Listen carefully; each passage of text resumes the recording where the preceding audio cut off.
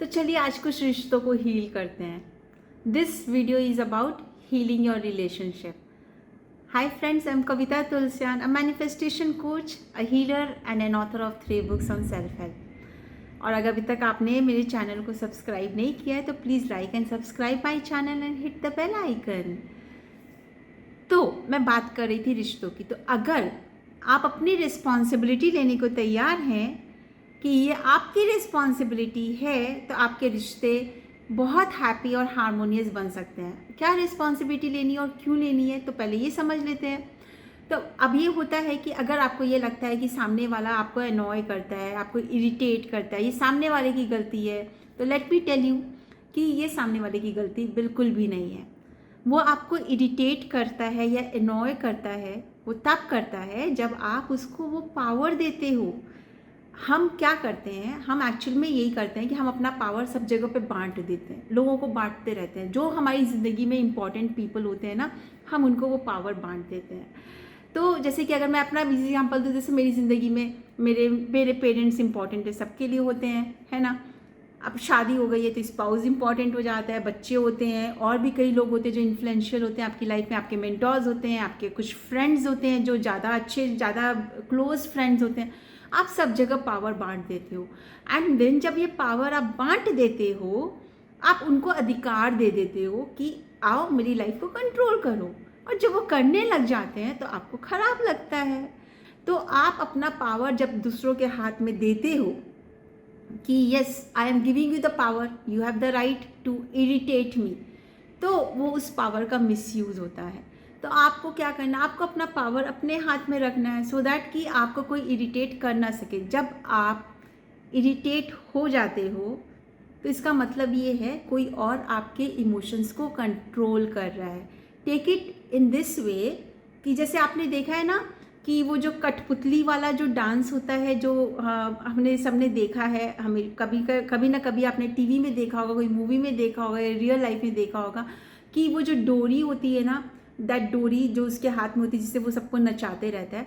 Now take this डोरी as the power that you have given in the hands of others, right. वो कोई भी हो सकता है, वो आपका स्पाउस हो सकता है, आपके पेरेंट्स हो सकते हैं, वो आपके बच्चे हो सकते हैं, फ्रेंड हो सकता है, मेंटोर हो सकता है, बॉस हो सकता है, जो भी हो सकता है, ठीक है। अब क्या है कि वो जो पावर आपने दिया है, तो इसमें क्या हो रहा है कि वो आपके इमोशंस को कंट्रोल कर रहे हैं और आप उस तरीके से रिएक्ट कर रहे हो। अब अगर आपको वो पावर अपने हाथ में लेना है तो आपको क्या करना है, आपको सिर्फ एक इंटेंशन डालना है कि मैंने जो भी पावर अपना बाहर में दिया है, इस पर्सन को दिया है या किसी प्लेस को दिया है, कि वो प्लेस पे आप जाके पे इरिटेट हो जाते हो या आपको ख़राब लगता है, आपको दुख हो जाता है, या आपने किसी को भी दिया है, कोई भी इवेंट, कोई प्लेस, कोई थिंग या कोई पर्सन को आपने जो पावर दिया है, वो पावर मैं जो बाहर दिया वो वापस लेती हूँ। और जो पावर मैंने दूसरों से, मेरे एनर्जी जो मेरे पास में है जो कि मेरी नहीं है, वो मैं दूसरों को रिटर्न करती हूँ। और आपको करना क्या है कि आपको रिस्पॉन्ड करना है।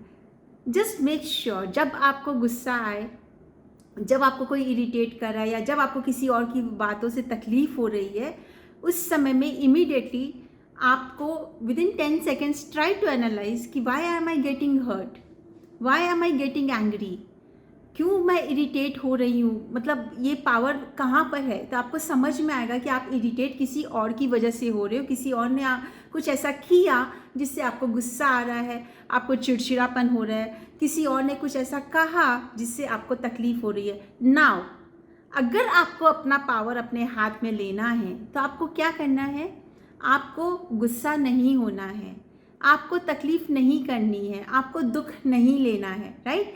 क्यों? क्योंकि वो चीज़ एक्सेप्ट करना या रिजेक्ट करना जो सामने वाला आपको दे रहा है या आपको बोल रहा है, वो आपके हाथ में है। वो पावर जब अपने हाथ में ले लोगे कि नहीं, मुझे गुस्सा नहीं होना है या मुझे ये तकलीफ नहीं करनी है, it is not about me, it is about that person, probably that person is not in the right state of mind and that is why that person is saying something like this.